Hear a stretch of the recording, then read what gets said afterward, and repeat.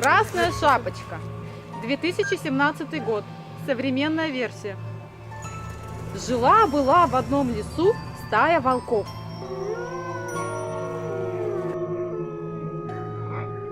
Были они жадные, поэтому и злые. В этом когда-то богатом лесу жило множество зверушек и птичек, а грибов и ягод было видимо-невидимо. Но как появились волки, все изменилось. Надо сказать, что люди боялись волков и делали все, что они прикажут. Кушать чего-то захотелось. Мы уже всех зверей съели. Знаю, в ближайшей деревне живет девочка. Как бы нам ее в лес заманить? Так она же целыми днями в детском саду занята. Да и люди в лес ходить боятся. О, придумал. Издам-ка я такой закон, чтобы дети поменьше в детский сад ходили.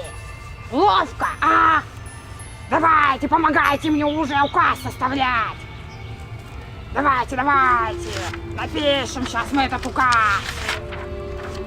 И сели волки составлять указ такой, чтобы детки поменьше в детский сад ходили.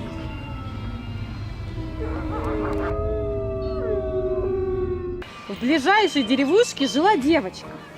Как-то раз на день рождения бабушка хотела подарить ей и новое платье, и новые башмачки. Но пенсия у бабушки была такая маленькая, что хватило только на шапочку. Девочка повсюду ходила в новой красной шапочке, поэтому ее так и прозвали «Красная шапочка».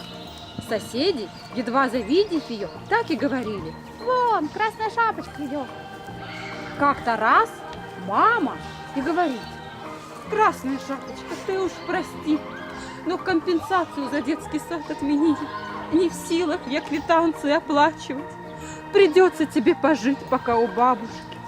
Вот тебе корзинка с пирожками да с кукурузой и с грибочками, что на ближайшей шахте выращены. Только иди, доченька, пешком, на автобус не садись. Дорого, проезд подорожал». Тут мама задумалась об автобусных билетах, о росте тарифов на ЖКХ, о взносе за капитальный ремонт своей лачуги на окраине. Весело шагает красная шапочка по тропинке, цветы собирает и песенку напевает. Скважины в коме вот такой глубины. Вышки буровые вот такой вышины. Зарплаты всех знакомых вот такой нижины. Карманы у кого-то вот такой ширины. И только поэтому у большинства населения скоро кошелечки и ремешочки будут вот такой у жены. Нечестно как-то получается. Только успела красная шапочка произнести последние слова, как из-за дерева выскочил волк. От радости лапы потирает. Здравствуй, красная шапочка. Почему ты не в детском саду? Здравствуй, волк. Мама за коммунальные платежи заплатила, и денежек за садик не осталось. Поэтому иду жить к бабушке. Волк обрадовался и подумал. Еще и бабушку съем. Сам спрашивай девочку: А далеко ли живет твоя бабушка? Довольно далеко, в соседней деревне. А давай на перегонки. Ты иди вон по той дороге, а я пойду по этой. И посмотрим, кто быстрее. И корзинку там мне отдай. Вижу, тяжелая. Я сам понесу. Хитрый волк отправил красную шапочку по длинной объездной дороге с ямами да заколдобинами, а сам побежал по короткой дорожке. Прибежал волк к бабушкиному домику и стучится в дверь. Тук-тук-тук. А бабушка в то время лежала в постели, приболела. Накануне местных новостей начиталась, вот давление и подскочило.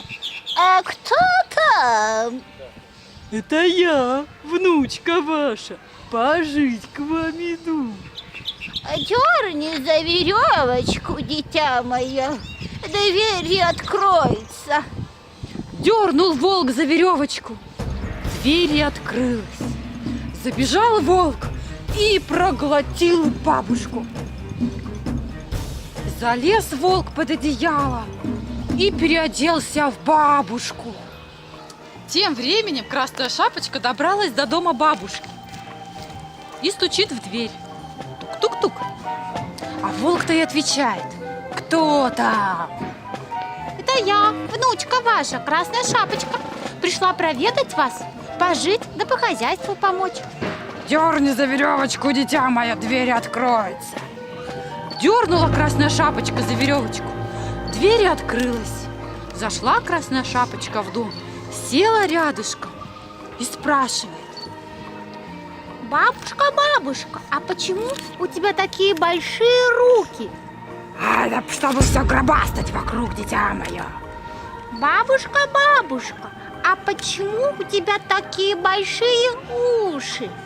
А это потому, что люблю слушать, как шуршат денежки в моих карманах. Бабушка, бабушка, а почему у тебя такие большие зубы? А это чтоб скорее съесть тебя, дитя мое. Накинулся волк на Красную Шапочку и съел ее. А в это время по счастливой случайности по лесу проходил правозащитник с активистами. Услышали они шум, забежали в дом и сильно, очень сильно наругали волка и поставили его в угол думать над своим поведением. Волк подумал и тут же выплюнул и бабушку, и Красную Шапочку, и высвобождены средства. Поблагодарила бабушка со внучкой своих спасителей и тоже стали активистами. И все вместе заставили волка порвать этот антидетский указ, чтобы все ребята могли посещать детский сад. Ура! Мы победили! Вот и сказки конец, а кто понял, молодец.